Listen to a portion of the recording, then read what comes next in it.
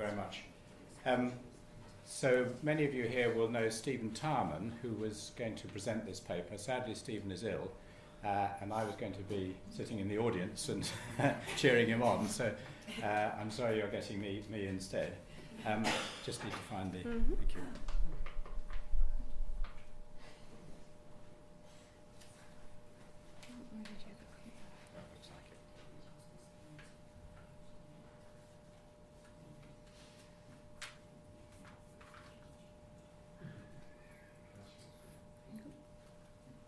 Thank you. So what Stephen and I wanted to present, and this will be more my version of it than Stephen's, so forgive me, but was really some ideas that I think complement the talks we've had today. I'm sorry I couldn't be here yesterday, but I think both our previous speakers, Nancy and Naumina, have emphasised the crucial importance of evidence-based medicine. But if evidence-based medicine is going to continue to be important and indeed to remain, and perhaps to recover its relevance for clinical practice, it needs to progress. I think that's your point, isn't it?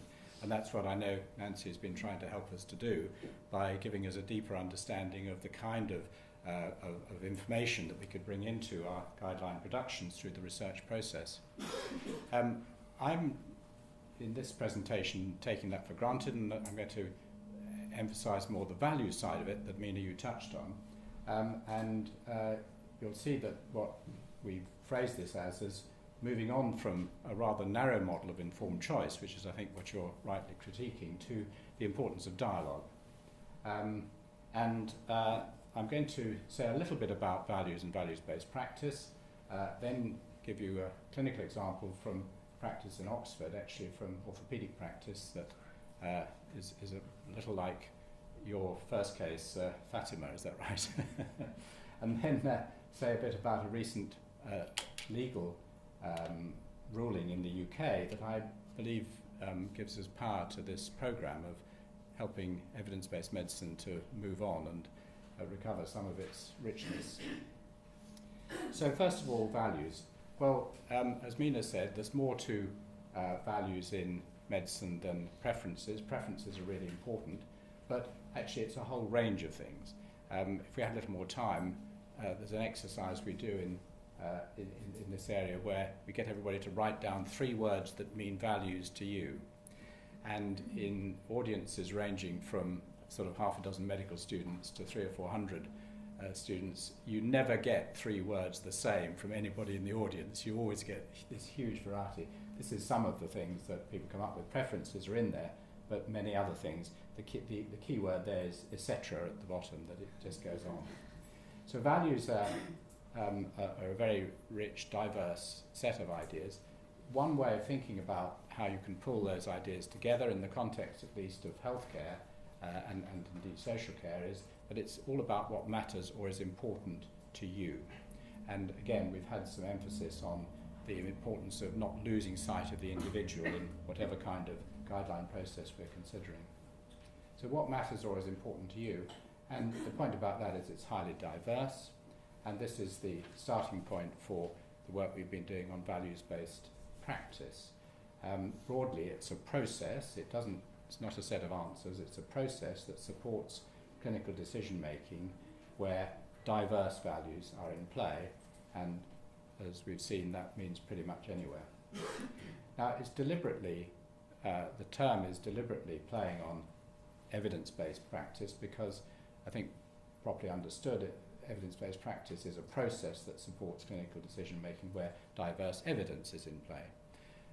Perhaps we could take from Nancy's talk the fact that evidence is potentially so diverse, there's been a tendency to kind of narrow it down and really consider only the simplest kind of evidence.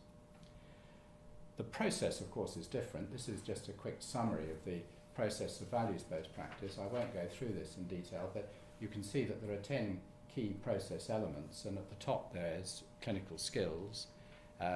Key skill is communication, particular aspects of communication.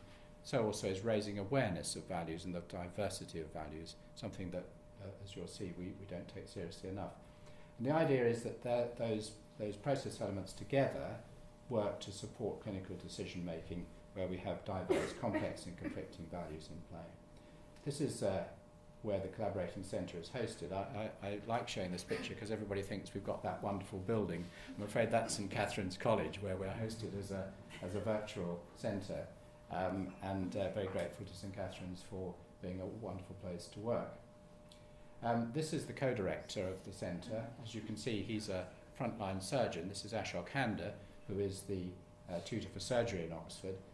Ashok does big vascular operations. He's a specialist in aortic aneurysm. And he has a whole research group working very much at the cutting edge of scientific medicine. So it's particularly important body language, if you like, for the way this field needs to develop, that Ashok and his colleagues in the Nuffield Department of Surgical Sciences are the ones who are very much leading on developing programs in values-based surgical care. It's not that there's a lack of evidence there, that somehow the science isn't up to scratch. It's above all where the science is up to scratch that you really need the values side of it as well when it comes to using that knowledge in connection with patient decision making. So, choosing together. Here's an example. This is a true story. I've called this person Mrs. Jones. As I say, it's a rather similar case to the Fatima case that Mina presented. Mrs. Jones's knee, true story, disguised characters. So Mrs. Jones was referred by her GP to an orthopaedic surgeon, not to Ashok, one of his orthopaedic colleagues, for consideration for arthritic knee, and the question was, based on current guidelines, would Mrs. Jones be suitable for a knee replacement operation? This is the NICE guideline for osteoarthritis care and management. So the team did the relevant workup, and the surgeon sat Mrs. Jones down and said, well, Mrs. Jones, I'm pleased to say we can do this operation for you. We actually have a slot coming up in a couple of months, so we can get on with it reasonably quickly. It's a major operation, but quite routine, and you'll need some rehab afterwards, but 18 months from now, you'll have a pain-free knee. So Mrs. Jones gets up, and I'm sure you as a GP know this phenomenon. As she was leaving, she turns and says, thank you, doctor, I'm so pleased I'll be able to garden again. So the surgeon says, well, tell me a little more about that. And what she's saying is that actually her knee is painful, but that's not what's really bothering her. What's bothering her is she doesn't have the mobility to be able to kneel and do the weeding. And so the surgeon explains that although the joints are very good for relieving pain, their mobility, the prostheses we have available at the moment, aren't very good at giving you mobility. And actually she might have less mobility post-op than she has now. So they then enter into a dialogue, short dialogue, and decide that actually, rather than operation, they'll go for conservative management. So anti-inflammatory medication and physiotherapy to build up the muscles around the knee. And the net result of that, I think I might have pressed the wrong button, so the net result of that was that 18 months later, Mrs. Jones still had a painful knee, but she was happily back gardening. So what's this about? Well, it is about choosing together. Choosing together. So this is, the surgeon hadn't done any values-based practice, but he was a very good doctor in many ways, and above all, he had good communication skills, and the key communication skills, as every clinician here knows, is being able to listen. He listened and paid attention to Mrs. Jones's comment as she was leaving the consultation, right?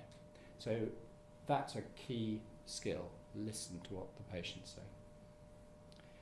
But it was also an evidence-based decision because the surgeon, as the expert, understood the evidence base for the options available for treating Mrs. Jones.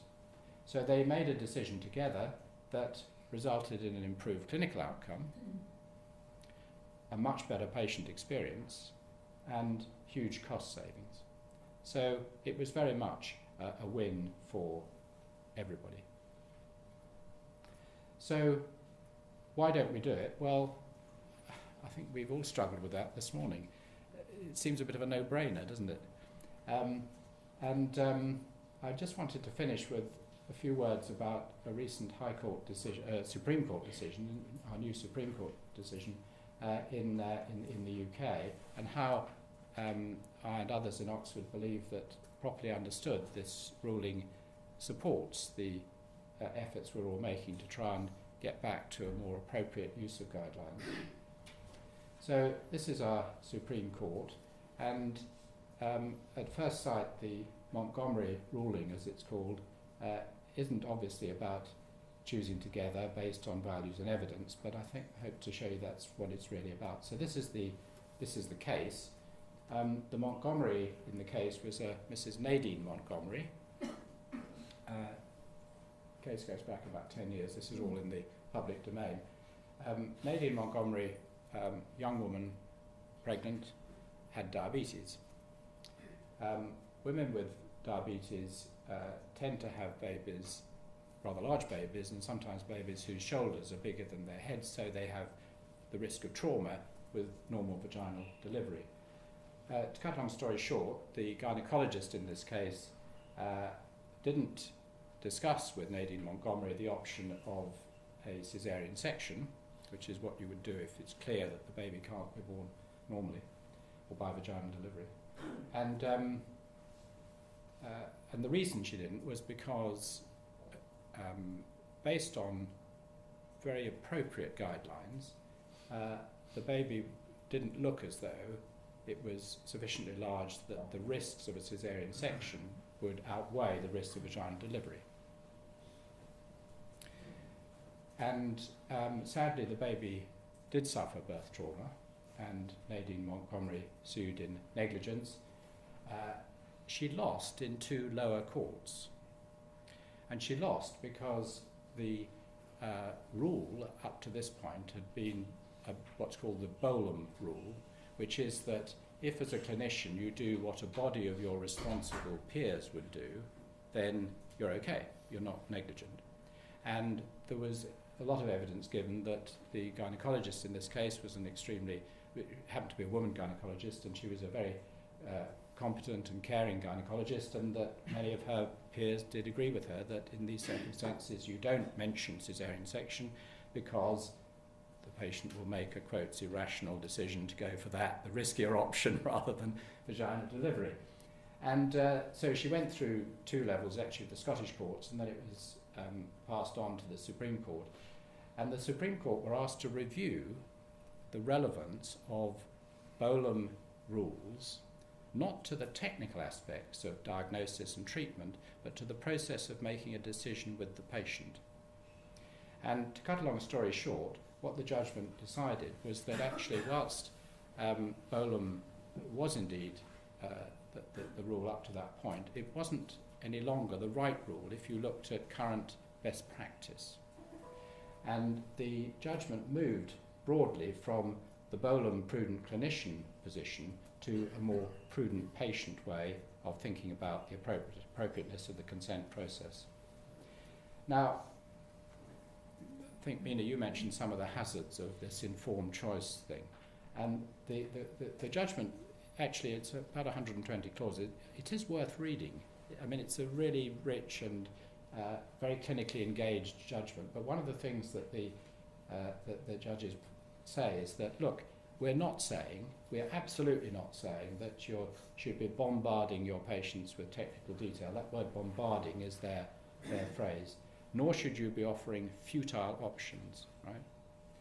What we are saying is that, this is a bit bigger, that in coming to a decision and in obtaining valid consent, clinicians must engage in dialogue, and that's their word, dialogue with the patient, to the point that they have sufficient understanding, the patient has sufficient understanding of the risks and benefits of the options, not just of the one treatment, but of the options available, to make a choice. And then again, this is their Lordship's own phrase, that takes into account her own values. Right? So it's not that the patient's values will drive the decision, but at least they have to be on the table and substantively taken into account. Now, have any of the clinicians here heard of the Montgomery ruling? You have. Well, that's great. Ashok and I did a presentation on this. You know, you get this thing of getting frozen out you talked about, Nancy.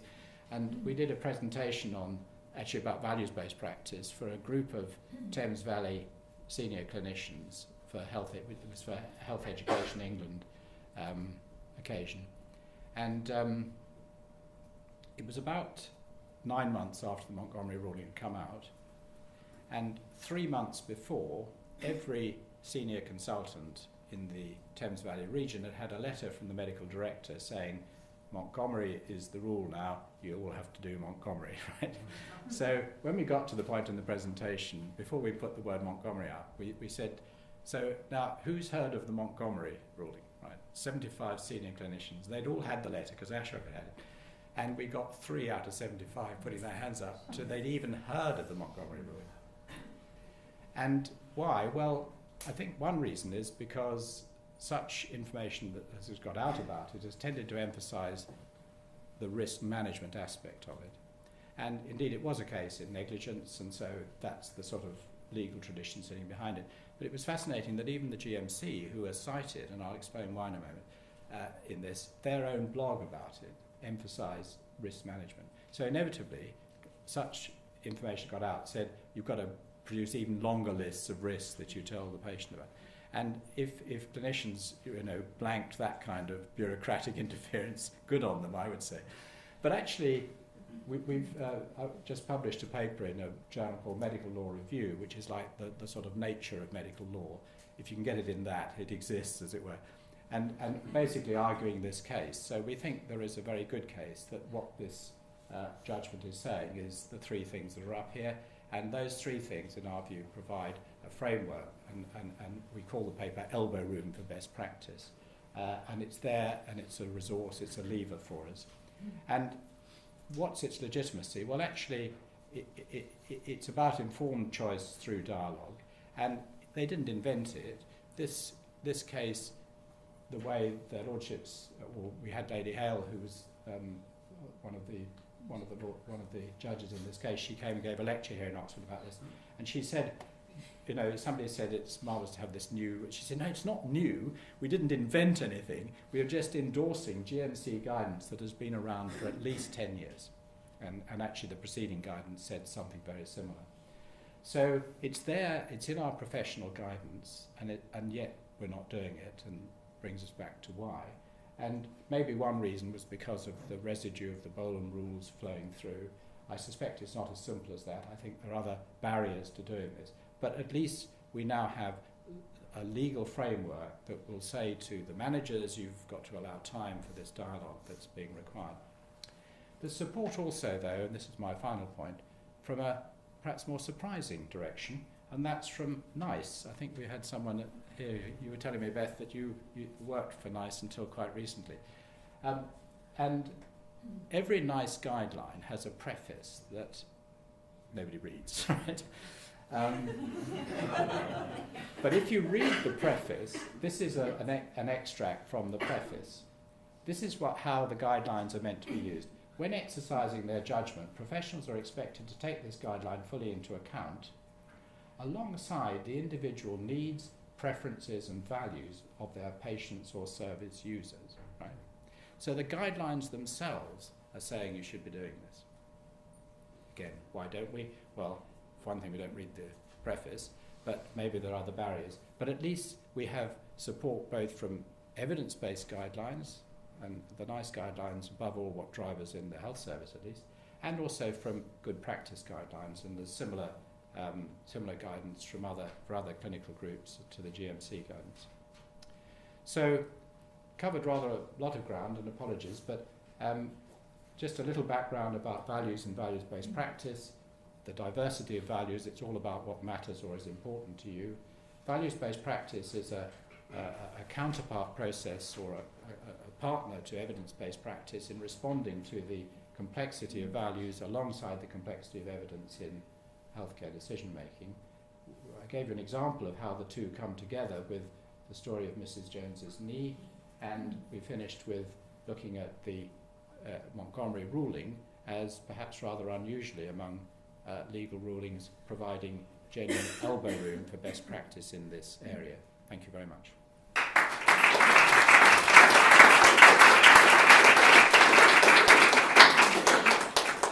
Thank you to our speakers. 20 minutes discussion.